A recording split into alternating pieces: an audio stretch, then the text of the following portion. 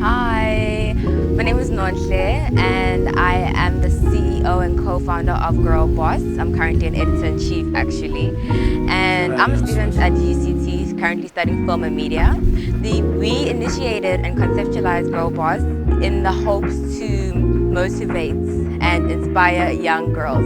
So it's a multimedia platform as well as beauty with a purpose platform whereby we provide beauty products for hair and skincare.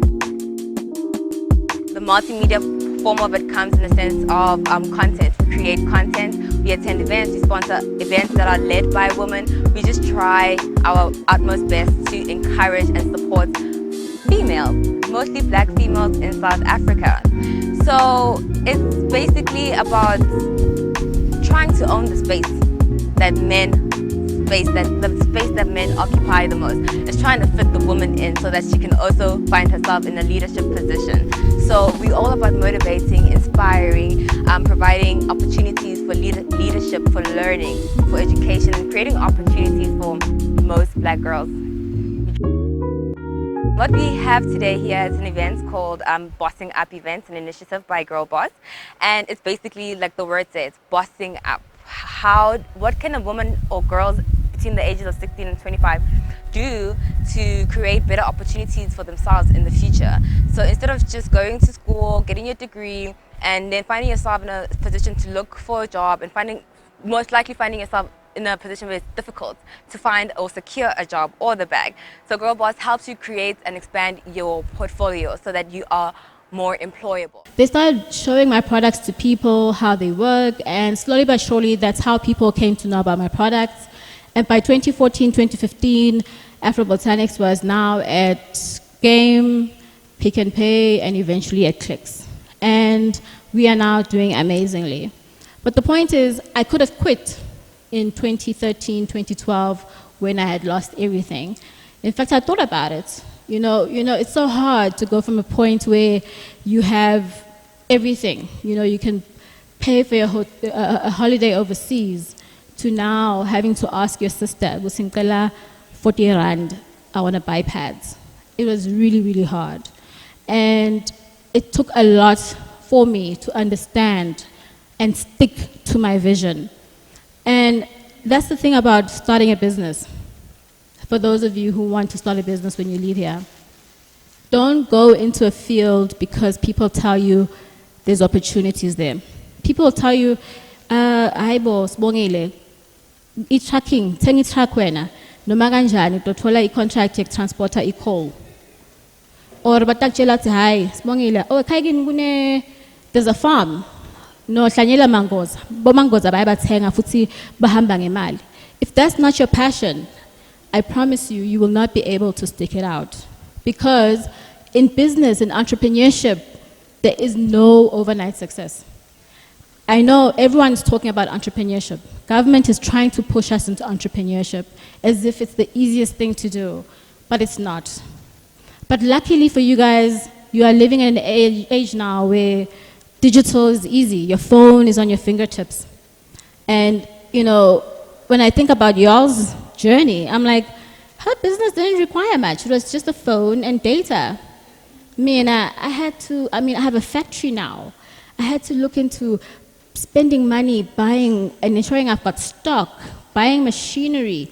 Every month end, I'm going crazy to make sure that I can pay the 15 people we employ. It's a lot of stress, you know. But at least now you guys are living in a digital age. But you're also living in an amazing, amazing province, Mpumalanga. Mpumalanga has so many opportunities. I'll give you an example. We just passed through, February, March was Marula month. How many of you had Makanu manj? I know some of you had Makanu. But Makanu grow easily here, right? In Komazi, Makanu everywhere. But how many people in Komazi are producing marula oil from those pips? Because to make a makanu, whether when the makanu alcohol or you're doing the food, you're eating the fruit, at the end of the day, there's the pip, there's a seed, marula seed. And that's where we get marula oil from. And we use, Girl Boss, for instance, uses marula oil and mango butter. Do you know how much we buy marula oil a liter? It's 500 Rand a liter of marula oil. Something that grows for free. I went to Nkomazi last year, and there are trees, they grow easily, they grow for free. People don't even know, you don't have to pay to grow it. So imagine if you were to just say, every February, March, guys, okay, can I please have the pips? I'll collect the pips and I'll press them for oil. Because do you know how much it is to buy an oil press machine? It's only 50,000 Rand. But it's 500 Rand a liter of oil. And you can get over 2,000 liters of oil from one tree of marula oil. That's just an example. We've got many, many other fruits that grow easily in Mpumalanga, right? But another example that we don't have, right? I'm lucky to be able to supply products to Clicks and Pick and Pay, but there's very few of us that actually supply those chains. Very few products are owned by black women. But guess who buys them most of the time? Bobani labathenga Pick and Pay, Espa, Ngit. So why are we not supplying products there? Why are we buying tomato sauce, all gold tomato sauce, owned by, I think, Premier Foods, that sends most of their money overseas? But you can make tomato sauce. Doesn't take much. And at the end of the day, it doesn't even take that much for you to make it exactly like the old gold that everyone's buying. The only thing you'll have to work on is ensuring that it's an exciting brand that makes people want to look, right? And I'm doing that as well. I've been thinking, I'm like, why are we all buying Sunlight liquid, dishwashing liquid? How many of you use Sunlight dishwashing liquid? Almost all of us. Does it have some secret ingredient? No, just that our parents used it, right? There is nothing scientifically superior about Sunlight liquid. Sunlight liquid is owned by Unilever. Unilever is owned by a company based in the Netherlands and in the UK. That money leaves our country, but we cry for jobs. And we don't think, Guti, le product lengithengako lena, how much of that money stays in our country? So why don't you start a dishwashing liquid? It's not difficult, right? It's not difficult at all. In fact, you don't even need much. With just 1,000 Rand, you can produce 200 kilograms of dishwashing liquid and bottle it and sell it to your friends here at school. It's not that difficult to think of opportunities for entrepreneurship. What is the key to finding an idea for entrepreneurship? The key is to find something that people need or something that people use. And if there are many of those kind of products already, saying I beg is a dishwashing liquid, then you find a way to make your dishwashing liquid better.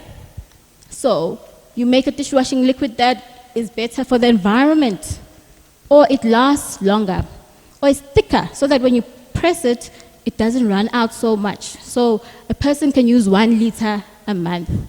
It's just easy to find just one thing that makes it different for your product to stand out against something else. Because it's difficult to start a business based on something that no one needs. If I don't need it, I'm not going to buy it, right? And even in a tough economy like we're having now, right now, a lot of businesses are suffering, a lot of businesses are closing down. But the reason why our Afro Botanics and Gold Boss survive is because you'll do your hair, to be all white and all sugared, right? You'll buy your eyeliner. You roll on. But you might think, no, I don't need to buy a new pair of shoes. Or no, I don't need to buy a new t-shirt. Right? So you look at those areas where you know people buy. And the one area where people always buy is food. But Mpumalanga has a lot of food, but we don't produce, we don't process. A lot of the times, I've met a lot of farmers from Mpumalanga, a lot of black farmers trying to supply maklabishi or whatever. But why don't we have even chutney or what's that thing, chakalaka, that people like, on our shelves from Nelspurit? We don't. But we have that growing easily. Entrepreneurship is not easy, but it's the most exciting thing ever. It's so exciting to walk into a store or a spaza or wherever it is and see your product. Or it's exciting to go onto the internet and see 100,000 people watching your videos or your content every day. Can I find out? Just guys, shout what are you studying? IT la, tourism, accounts, okay, public management, legal. Are any of you wanting to go into business? Not really?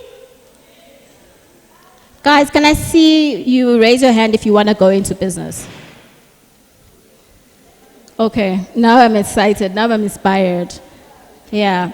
Do we have a business entrepreneurship course at TUT? You do? In Pretoria? No, I'm talking about Nelspurit. So you guys don't have a course that's teaching you how to start a business, entrepreneurship? Wow. Okay. All right. Okay. Thanks, guys. It's very shocking because, we need entrepreneurs and you cannot go into business. I can tell you from my own experience, don't go into business if you can't read, a balance sheet, if you can't write a business plan, if you can't do market research. And they're killing us by not making this easy for us to learn about. Because it's not easy to get a book and learn and study for yourself. That's what I did. But it took me a long time, and I made very many costly mistakes. Right? But Mpumalanga has so many opportunities, guys. I'm looking, not... Snai Uber and Nelspurit. Snani Taxify?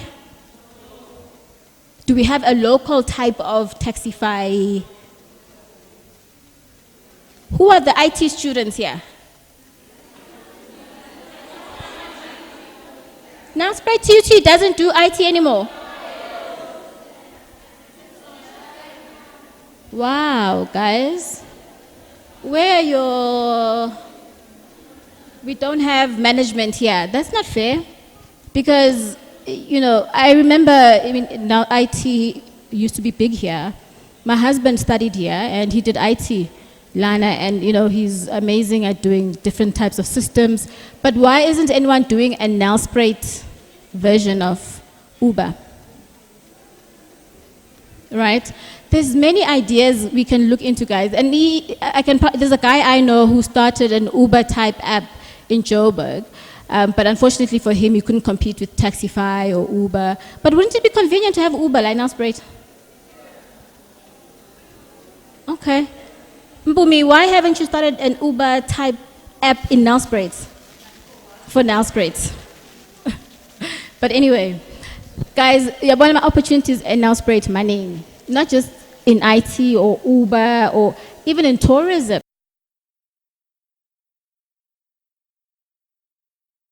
So products that you guys can do for tourism in Nelspurit.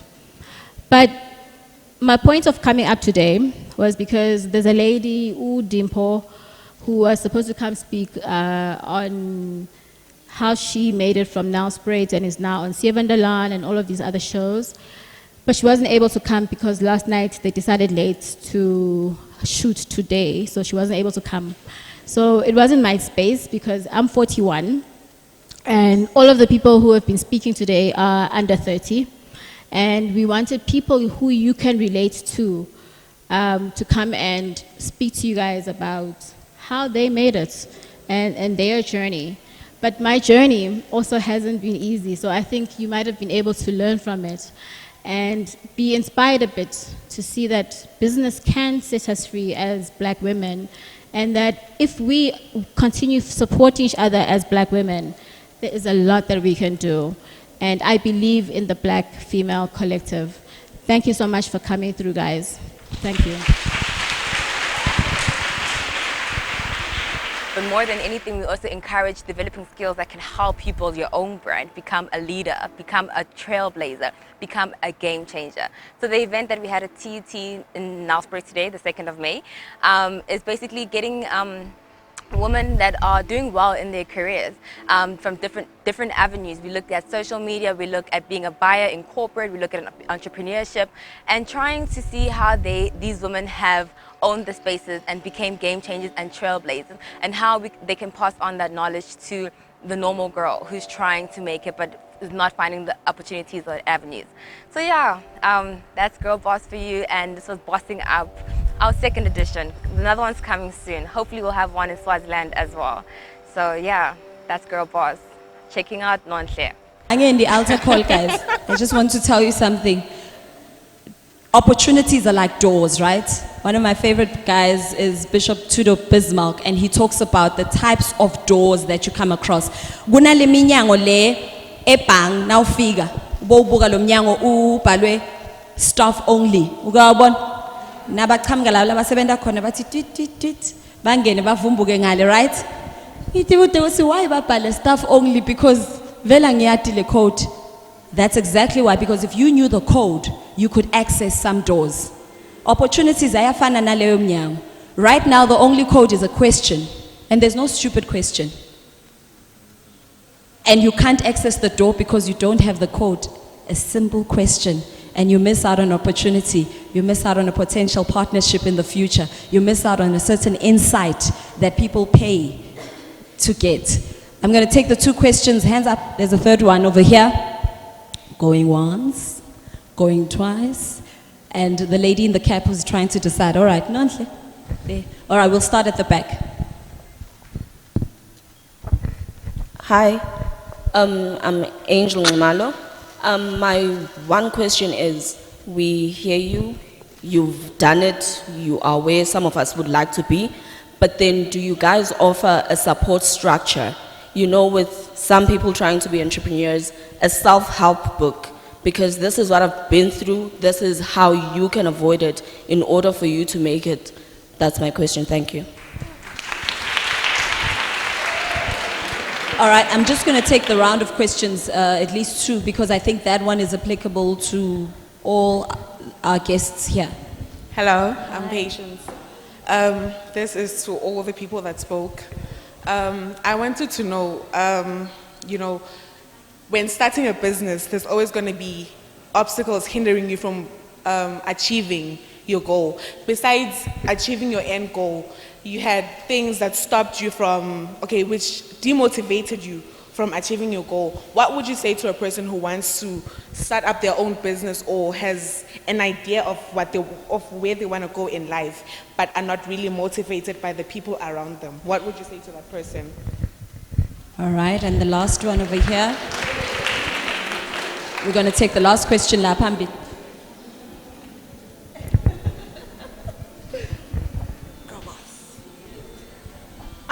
My question today is, first of all, I'd like to thank you all for speaking. It was amazing. And my question is, how do you find that intersection between your career and your life's purpose? Thank you. Okay. Anyone want to go first? Tackle first? I'll go first since I'm nearest. But to Sisi at the back, regarding support, it is such a crucial thing. There is very little, it's hard. If you ever start writing a business plan, you'll see how hard it is to Google and find relevant information for the South African market. It's not easy. So what I am doing through Afrobotanics, I've started a new platform called African Women Rock. And what I'm doing there is I am sharing resources and stories and podcasts from other black female entrepreneurs who are sharing with you exactly how they got there. So do you guys know a product called Portia M? Portia M was started by a woman from Pumalanga as well. Portia Mgomezulu is from Ekril. And so we have her as well speaking on the platform, writing her story, how she started in the South African context, because there are many books about how Americans built businesses, how British built businesses, but there aren't enough about how Africans are building businesses, especially African women are building businesses. So you can look out for africanwomenrock.com. It's already up live and you can check there. And to your answers, to your question, Sisi, you need to go into a business you're passionate about. You will not be able to stick it out if you're not passionate about that thing. Because I can guarantee you, even if you were to start 10 million rand, you will encounter challenges in getting that business going. It will take you at least 4 to 5 years to start making money in that business. So you need to be passionate about it. You must have a reserve so deep and belief so deep about your idea that everyone thinks you're crazy. I mean, I've got friends who used to say, "Bukan Ntombenhle to Wendan, can't computer dark and lovely." Shame. But now my natural products are outselling dark and lovely, right? So you need to have that sense of confidence. And even if you do, find that one friend. You know that one cheerleader, nje, lohlala encourager. Noma ngabe akwati usawati hlabela, athi hlabela mngani, "Ooh, I love your singing hlabela." Find that friend, because that friend will always remind you when you feel like giving up. When I felt like giving up and finding my job, my husband, who's now my husband, used to say to me, "Ntombenhle, remember why you started the business. Find that one person, and then find what Yolanda said, find those 5 people, find a tribe of people like yourself at your level. You don't have to find entrepreneurs who are successful already. Find people at your level who are also struggling where you are at.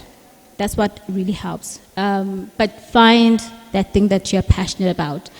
And Simi, to your question about purpose, you can always make a career out of what you're purposeful about.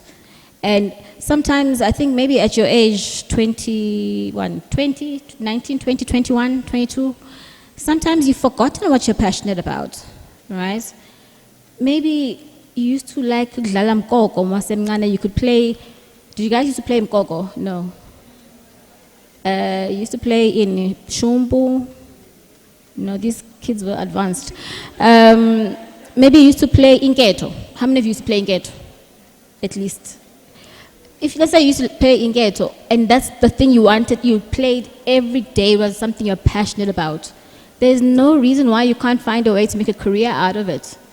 I believe that if something comes from the heart, you're passionate about it, you'll be able to make a living out of it, no matter how people say to you it's not mainstream.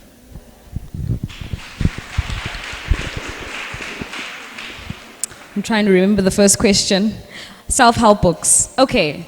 I think the reality is, as Sister Ntombenhle mentioned, there isn't much out there in terms of the net when you just Google, for instance, how to start a business. And it's difficult for us to necessarily write a self-help book, but I can tell you today, for instance, if somebody wants to walk the YouTube journey, there are videos on my channel on how to start a channel. And it's quite hard answering this when you say there's free Wi-Fi and we all on our phones looking at other people. You might not even like makeup, but you follow 50 people who like makeup. The question is, again, feeding your focus. Are you actually following people who are in line with what you want to do? So find that. YouTube has almost anything you want. I studied economics on YouTube. I found it much easier learning about, for instance, crowding on YouTube than I did on my textbook. So find what you're looking for and search for it on all platforms. The internet has given us that access. There are tons of ebooks, yes, with examples around the net, but if you are looking for instance, how to start a hair company, Find Afro Botanics. I get the newsletters. I read those stories. Portia M, I only found out from your story. And a lot of the things like homeschooling, I learned from the newsletters that I get. So for instance, how do we have access to that? The internet. And then in terms of how do I find you? Search on Instagram. If for instance, I'm starting a bridal hairstyling service now, and I struggled to find the styles that I wanted on the net. I went on Instagram and I literally searched natural hair brides, and I found it. I went on YouTube, how to style a bride for natural hair. I found it. So a lot of the times we look and we say ebook, but maybe there are videos on how to do what you want to do. Just search. The second question was about how to keep going in business. I like the fact that Sister Maitla mentioned again, the quality people around you, the people you surround yourself with. The other thing is, try do it on the side. If you are doing something that you imagine is bigger than what you can have, what you can do. I met a subscriber of mine 3 months ago. I've always wanted to do hair accessories. I've always thought of it. Guess what? Next week, I'm launching that. I thought it would be a challenge going full-time and going straight into it, right? And these are businesses that I just thought, it would be nice to have. But I'm not willing to battle finding a seamstress. This lady contacted me via DM and said, I want to make clothes for you. And I asked, can you make hair accessories? She makes quality silk pillow covers, satin pillow covers, microfiber towels, because I don't like a towel rubbing against my hair. I'm a naturalista. And if that's what I'm going to be putting on my channel, I'm going to be the one promoting my own product. Again, I am cutting out the middleman. I don't need TV to advertise. That's a cost cut for Sister Maitla who might look for an ad in that case. So do you understand? You need to also find, again, purpose, what it is, and then find creative ways, an alternative. Something else, I want to be on radio. Now I've got a podcast. And that podcast is making money. How? I don't need to now be on radio, but I do have a portfolio if a radio company wanted to approach me. So find a different way of overcoming those obstacles. Find a creative way. Sit down with yourself. I asked a couple of students the other day, I was at Wits doing a talk, and I asked them if you know your SWOT analysis. Write down your own SWOT analysis. We've done it for businesses. We've done it for examples and case studies. Write down your SWOT analysis, and the important thing is look at your strengths and then creatively think about opportunities that you can create. What can I create with my mouth? Umpumi spoke about it. She is doing what she used to do in class, and she's created opportunities for that. And there are tons of obstacles, yes, but find a way around it. If it's not through social media where you can overcome those obstacles, can I overcome it through my friends? Can I overcome it through maybe changing certain things in my life to achieve that goal? So it's hard when it's an abstract idea, but again, try and always push your mind. Somebody used to use the word apply your mind. You apply your mind when it comes to class, but do you apply your mind when it comes to your own goals? How am I going to achieve this? I am capable, I am able to answer this question, and push yourself. Give yourself 5 days, give yourself 50 days, but make sure that you answer that question and you work your way around to answering it and providing a solution that will hopefully, solve a need that's in this room. And then in terms of purpose, you were saying, how do we balance career and purpose?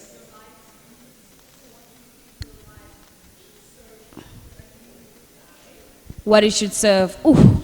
Now that question is a bit deep for me personally. Again, another emotional one, because I did study BCom accounting because my mom wanted me to do. But my purpose in life was speaking, because I love people. In fact, my mom used to be like, why are you talking to the mirror? Today I speak to the camera and I'm solving that itch inside of me. So for those who don't know how you find your purpose, you need to just answer, what is that thing that makes me feel good when I do it? What is that thing that almost feels like fulfillment? Not all of us can have an idea what fulfillment is, but fulfillment is when you know you're in your element when you're doing that thing, which is like ukudlala mketo, It's like my husband said one thing he wants to do, what he loved to do as a kid was listen to the folk tales our grannies used to tell us. And now him and his friend are trying to write a book. They are going to old people and finding out those stories. Didn't you love those? But there's a business idea. You understand what I'm saying? So always try and find a way around it and feed that thing. And when you're feeding it, make sure it makes you money. It's great to know Guti when I do it. I hope that answers your question. Sure. Yeah, I feel that the two ladies really did answer you guys. So I'm not really going to, for the sake of time, I'll keep it short. I'm going to answer the one where you ask about how do you keep going for a business. So in my daily job, I get suppliers all the time presenting business ideas. And let me tell you, the best ones are the ones that have their own vision of where do you want to see the business in the next 5 years and how are you going to get there. Some are able to tell me in the first year, I'm just going to break even. In the second year, that's only when I'm going to start making money. Some, you can see through the presentation, lack of thinking around, is there a market for this? Will it actually exist? So for those of you in the room who are wanting to start a business, research. You need to find out, first things first, is there a market for what you are trying to enter into and what will make you different? If you can answer those two questions, I think you then can flesh out the rest. And like Usisi spoke about Uyol's around a SWOT analysis, if you do not have an understanding of what are the challenges in the market you are going to join and how you will actually impact or not be impacted by those dynamics, then you actually will give yourself an opportunity to excel. So research, and also you have to believe, even if you're the only one, in the dream. Yeah. Friends, and it's a she. Guys, I just had a thought, something we didn't mention. How many of you, if you were to Google yourself, Guvela more than your Facebook or Instagram handle? Guvelan. Sorry? Oh. Love. Okay.